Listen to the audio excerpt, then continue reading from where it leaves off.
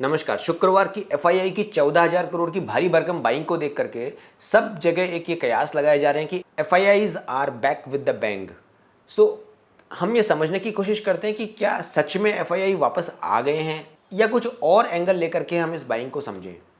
देखिए, एफआईआईज के trading sensitive जो भी बैट होते हैं वो काफ़ी कुछ डिपेंड करते हैं कि फेडरल रिजर्व बैंक की पॉलिसी किस प्रकार चल रही है। तो रिसेंटली जो फेडरल रिजर्व बैंक ने 50 बेसिस पॉइंट का रेट कट किया और ये इंडिकेशन दिया कि वो आगे आने वाले टाइम में भी इस तरीके की और रेट कट करेंगे। अपनी इकोनॉमी को सपोर्ट करने के लिए उन्होंने जो एक कदम उठाया, उस कदम के चलते हुए जो भी इंटरेस्ट रेट सेंसिटिव स्टॉक्स हैं, सेक्टर्स हैं, वो चलने की प्रोबेबिलिटी काफ़ी ज़्यादा बढ़ जाती है। इसलिए अब हम इंटरेस्ट रेट कट के बैकड्रॉप को सिनेरियो में रखते हुए हम ये समझने की कोशिश करते हैं कि ये जो एफआईआई की बाइंग है इसके मतलब क्या है, इसके मायने क्या हैं।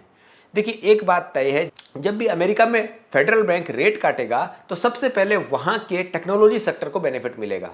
टेक्नोलॉजी सेक्टर को बेनिफिट मिलेगा, वहां की इंटरेस्ट सेंसिटिव जो भी कंपनीज हैं, सेक्टर्स हैं, उनको सबसे पहला फायदा मिलेगा। यानी कि रीजनल बैंक्स जो हुए, स्मॉल बैंक्स हुए अमेरिका के, और जो हाउसिंग फाइनेंस कंपनियां हैं वहाँ की, और जो टेक्नोलॉजी स्टॉक्स हैं, ये सब अच्छा करेंगे as a sector, as a pack.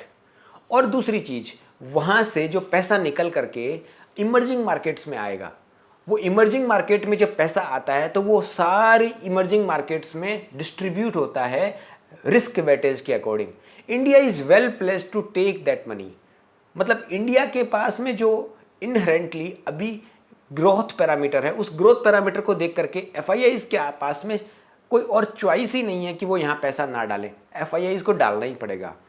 और जब डालेंगे तो इस बात को हमें समझना पड़ेगा कि वो एफआईआई मिड कैप और स्मॉल कैप में नहीं डाल सकते, क्योंकि अगर वो वहाँ लेने जाएंगे इतनी बड़ी क्वांटिटी में शेयर तो पूरी कंपनी उनके हाथ में आ जाएगी। वो ऐसा हो नहीं सकता, इतना फ्री फ्लोट अवेलेबल नहीं होता।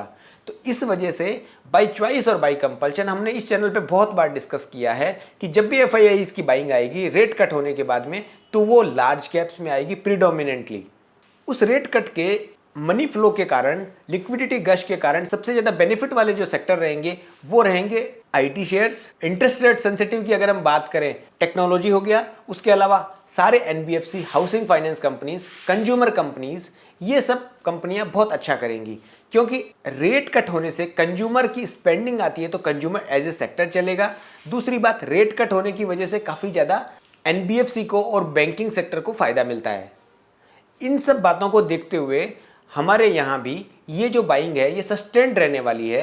अगर फेडरल रिजर्व बैंक एक और रेट कट देता है इस साल, तो ये रेट कट जो है ये हमारे लिए एक बेंचमार्क का काम करेगा, क्योंकि इस रेट कट के बाद में इमर्जिंग मार्केट्स में जो मनी फ्लो होगा वो काफ़ी सस्टेन्ड हो जाएगा, और काफ़ी सारे जो सेक्टर हैं वो सेक्टर स्पेसिफिक जो मनी है वो फ्लो होने लगेगी।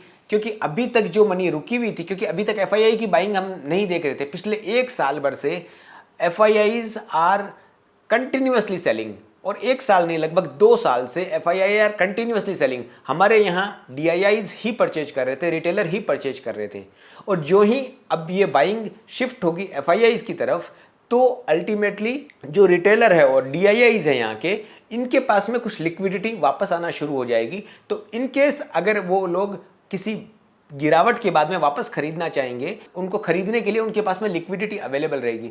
It's a very good situation. लेकिन हमें आगे चलते हुए मार्केट के ऊपर नज़र बनाए रखनी है। ऑब्वियसली अभी ऐसा कोई सिनेरियो नज़र नहीं आ रहा कुछ भी कि बाजार कहीं टॉप आउट हो रहा है या टॉप आउट होने का कोई साइन दे रहा है। और मुझे लगता है कि इलेक्शन जब तक अमेरिका में निपट नहीं जाता, नवंबर में जो इलेक्शन है, तब तक मार्केट्स के ऊपर कोई बहुत बड़ी गिरावट का साया, मंदी का साया बिल्कुल नज़र नहीं आ रहा। लेकिन हाँ, एक बार इलेक्शन चला जाए उसके बाद में हमें देखना पड़ेगा, समझना पड़ेगा कि किस प्रकार मार्केट आगे जाते हुए, इकोनॉमी आगे जाते हुए शेप ले रही है।